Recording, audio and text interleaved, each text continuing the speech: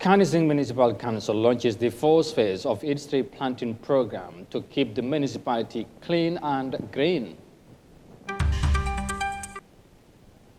Nigeria's government has begun reviewing private school licenses amid operational concerns.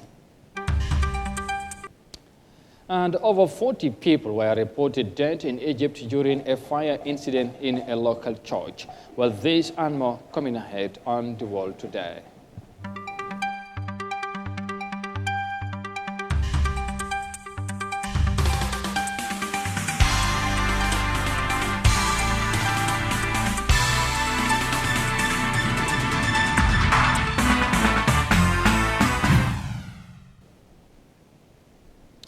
Hello, this is Eyeafrica TV and you are watching the World Today News Bulletin coming to you live from our studios in Banjul. Many thanks for joining us. I am Amadou Kante and now the news in details. Now, Kanising Municipal Council on Saturday launched the fourth phase of its tree planting program at the Fajara Barracks under the flagship Kanising Environmental Transformation Program, a concept that intends to keep the city green and clean. And let's have more details of that in this report by Moses A. Mende. The tree planting exercise is geared towards environmental improvement under the Council's KETEP project. The program is targeting to plant 190,000 trees across the 19 wards within the municipality. The move is inspired by a commitment to contribute to national climate change mitigation and adaptation needs. 10,000 trees will be planted in each ward, and close to 200 trained stewards will be assigned to monitor them. Lord Mayor of KMC, Talib Ahmed Bensouda, underscored the significance of the trees within the municipality. By planting 190,000 trees, there will be a significant carbon capture, reducing pollution and creating a more livable environment. The planted trees will provide shade, fruits, fresher air, and increased climate resiliency and biodiversity within the municipality. We intend to impact the lives of our youths, women, children, and the elderly by enhancing the quality of the environment through greening of our municipality. Mayor Bensouda also highlighted the objectives of the project, saying it focuses to promote environmental transformation and enhance resource efficiency of the municipality. KETEP Project Director Aliu Nyang explains the importance of the program. The tree planting exercise contributes to our national development planning. It contributes significantly to the environment. It's an action taken by we trying to generate a sustainable city where we would have regeneration and the cities would be green. And Kanising municipality has chosen that fact. He says the council chose the army barracks to launch the tree planting program because the army has been a key player in environmental management in the country. Speaking on behalf of the camp commander, Armando Jata also outlined the importance of trees to the environment and human life. A nation that destroys its soils destroys itself. Unquote. Forests are the lung of our land, purifying water and giving fresh strength to our people. Trees are indispensable for life. Man cannot live without trees. However, forestries are the source of life. They are the giving angels, the giving man oxygens, root, fruits, and the world look so beautiful when we have this. The KETEP project also uses a sustainable focus on new integrated waste management approaches to drive environmental, social, and economic transformation in Kanising. The output areas of the project are waste management, education, tree planting, and parks management. It is funded by the EU and co-funded by the KMC and Peterborough City Council in the UK. $180 million was bankrolled for the implementation of the 3-year project. Moses Imende, Eyeafrica News.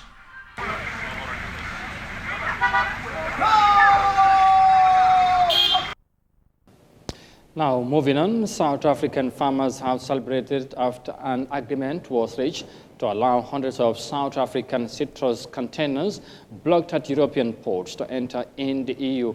Now, the European Union newly imposed regulations had adverse effects on South African citrus industry, with more than $10 million lost recorded during the blockage period. Now, South Africa is the world's second largest citrus exporter.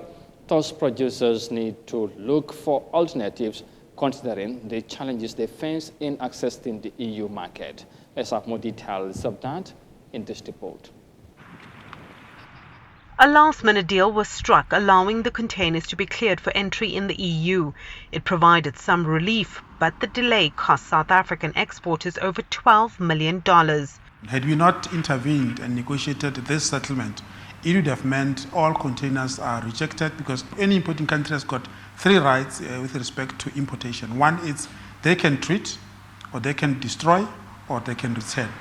The EU's new regulations require citrus fruit imports to go through specific mandatory cold treatment processes and pre-cooling steps for up to 25 days before importation. We got notice of it on the 24th of June, with implementation the 14th of July. And it was interpreted that this will then start the 14th of July, and we have 20 or 21 days notice in order to implement it. However, on the 14th of July, Europe started blocking containers. The EU's stepped-up regulations are aimed at preventing the potential spread of the false codling moth, which is native to sub-Saharan Africa. Even though South African farmers send only the best fruit to Europe, they will still need to comply. Compliance will come at an extra cost, one the citrus industry can barely afford. The background processes of exporting fruit starts right at the beginning, from the growing, from the packing facilities, cleaning, washing in this specific case, washing it, and then it still has to travel, and that's a cost that already is worked in. So when you work out your profit, you would have worked, obviously, this cost in.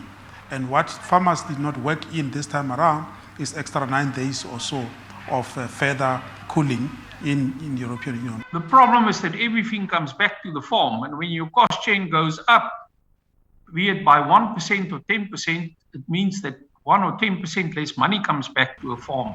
South Africa is the world's second largest exporter of citrus fruit after Spain, but it may have to look beyond Europe. The European Union market is becoming difficult to penetrate, to access. As a country, we're going to have to start looking for other markets. More than 80% of our citrus fruits go to Europe. You've got to have to diversify. You've got to have to start looking for other markets. South Africa has launched a dispute with the World Trade Organization, but negotiations will continue as Europe is an important trade partner and South Africa's largest market for the citrus industry, accounting for 37% of all exports.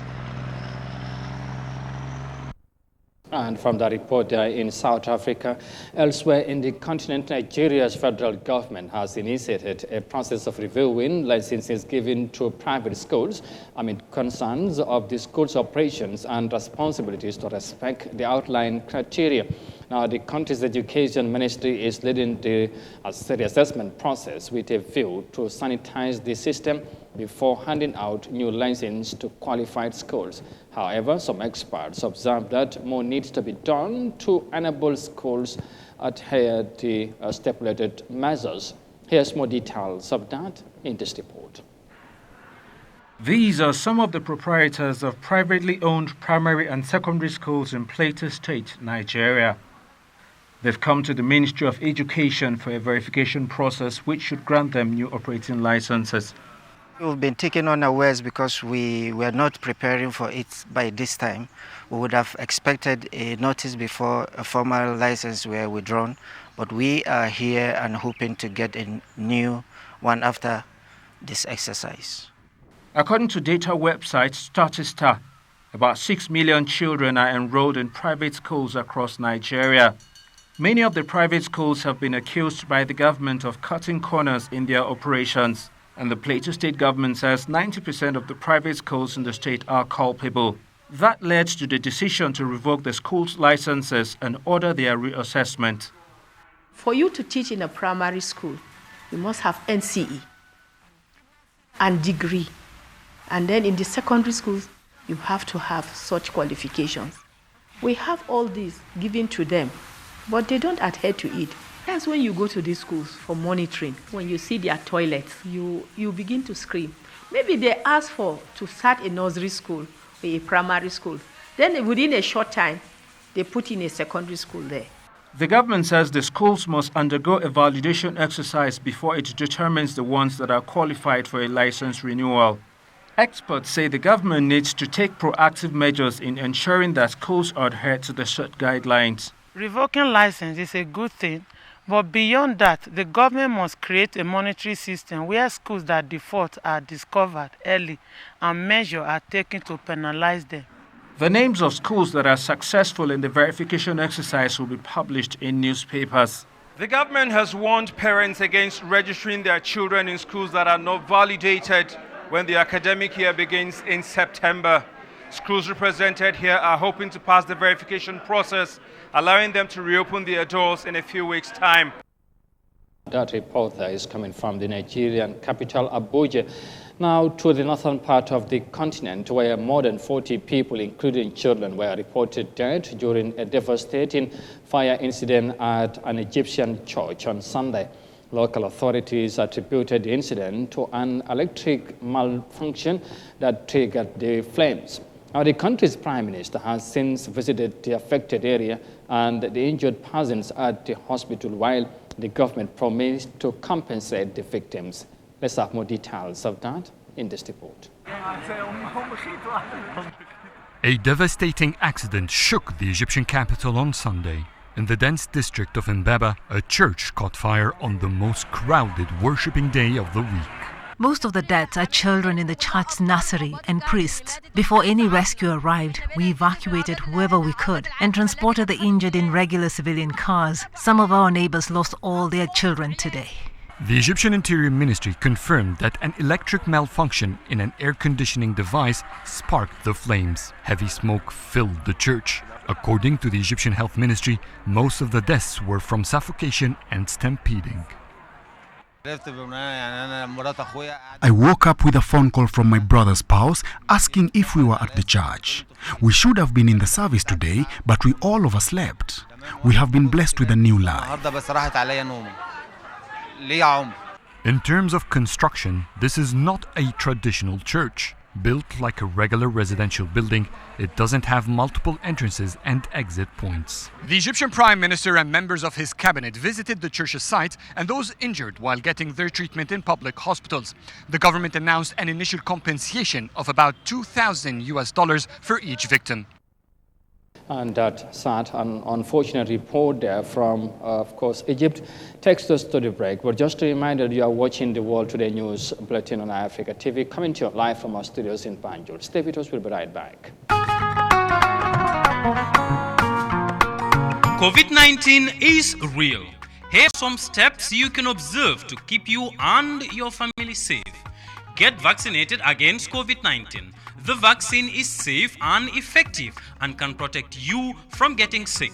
The vaccine is readily available in any health facility, free of charge. Currently, there are 3 different types of vaccines, namely Johnson & Johnson, Pfizer, and Sinopharm. The goal of the Gambia Ministry of Health is to vaccinate everybody, young and old people, including children aged 12 years and above. Hand washing with soap, when done correctly, is critical in the fight against COVID-19. It is one of the cheapest, most effective things you can do to protect yourself and others. Wash your hands frequently, including every time you enter the home or office. Avoid shaking hands with other people. After you cough or sneeze and before you eat, use soap and water or an alcohol-based hand rub. Clean frequently touched surfaces, frequently with chlorine or alcohol solution, for example, kitchen tables, work desk, etc. Remember, no one is safe until we are all safe. This message is brought to you by the Ministry of Health and the Gambia Country Coordinating Mechanism with funding from the Global Fund to fight AIDS, TB and malaria. For more information, please call our toll-free number 1025.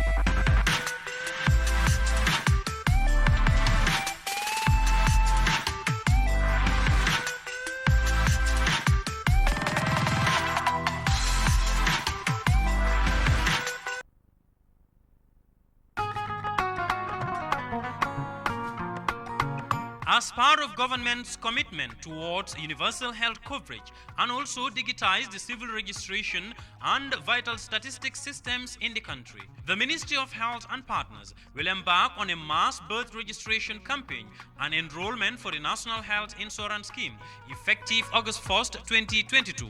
Every individual born in the Gambia or by Gambian parents and residents of the Gambia are eligible to register during this important national exercise by providing the following documents: birth certificate, national ID card or passport, driver's license, voter's card, residence permit, that certificate of parent, infant welfare card, alcalo attestation. Rush now to register and encourage your family and friends to do so during this important campaign. For any information, call 1025. This campaign is supported by the government of the Gambia and partners.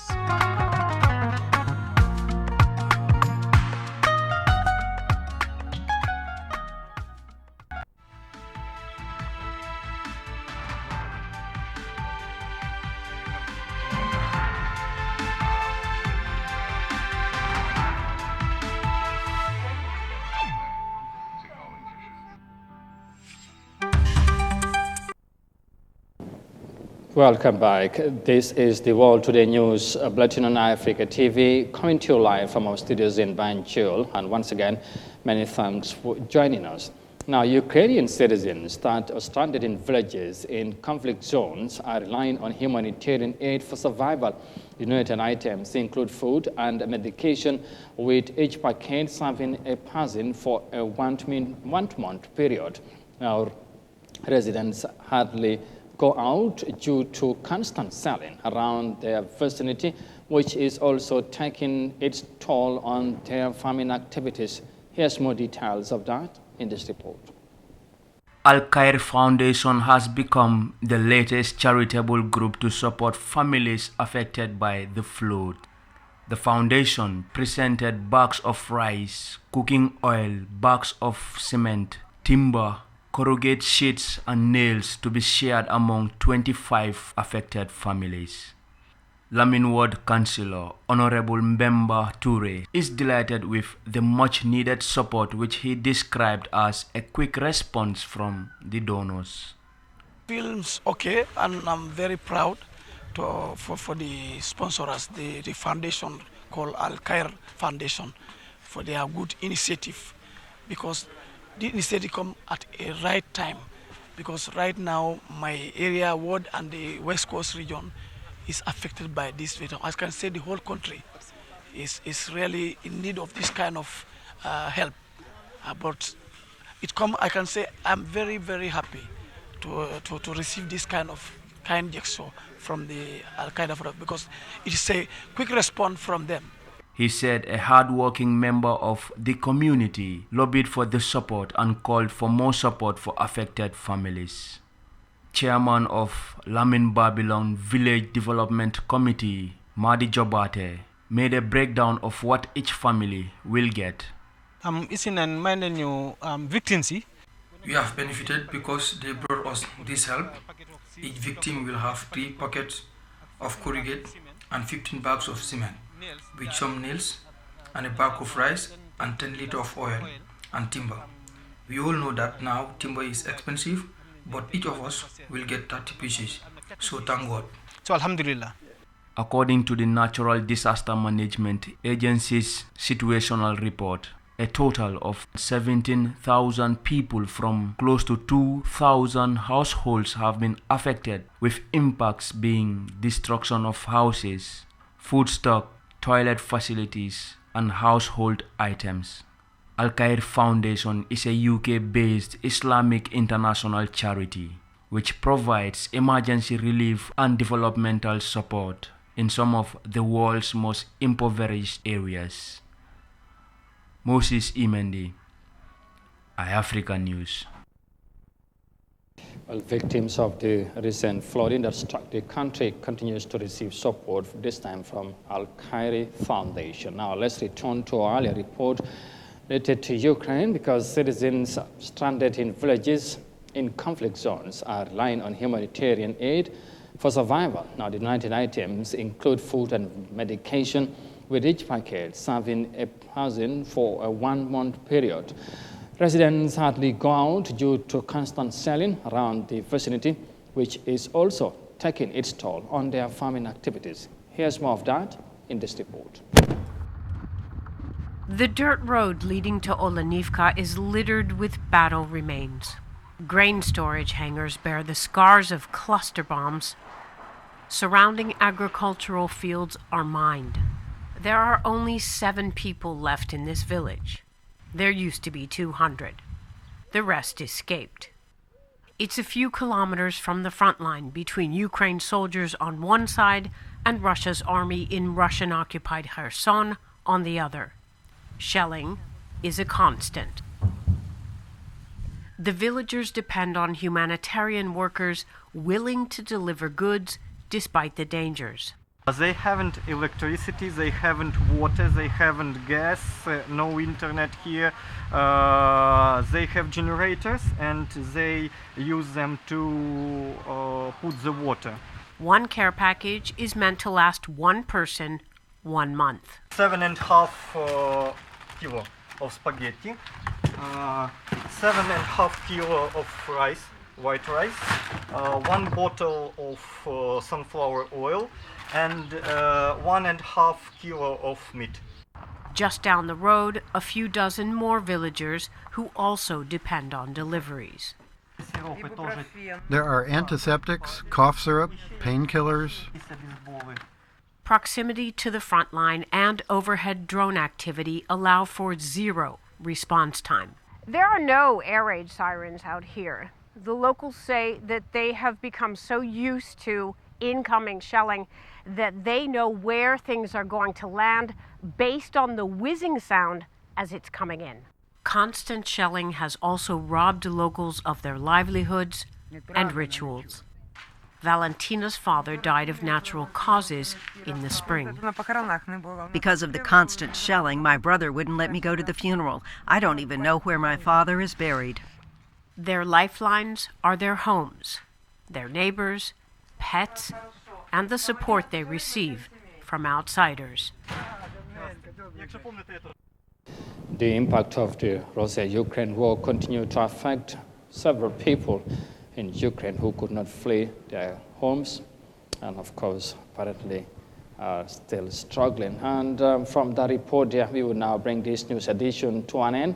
But for more details on this and other stories, as always, as ever, you can visit on our website on Eyeafrica.tv. But for now, many thanks for the pleasure of your company. Thanks for watching, and do have a pleasant evening.